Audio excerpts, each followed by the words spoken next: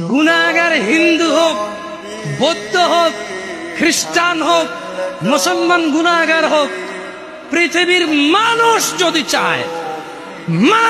যদি চায় তার গুনাহকে নেকিতে পরিবর্তন করবে।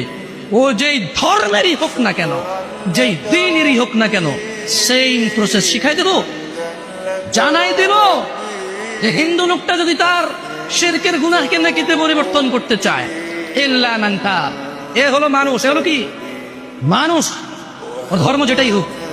সে বলল যে, সে কি বলল, সে প্রথমে আল্লাহর দিকে আসলো, এসে বললো যে আল্লাহ আমি অন্যায় করেছি। এবার অন্যায় যদি আল্লাহর শিরক হয় তাহলে বলবো যে শিরক করেছি অন্যায়, যদি জানা হয় তাহলে বলবো জানা করেছি অন্যায়, মদ হলে বলবে মদ করেছি অন্যায়। বুঝলেন কথা?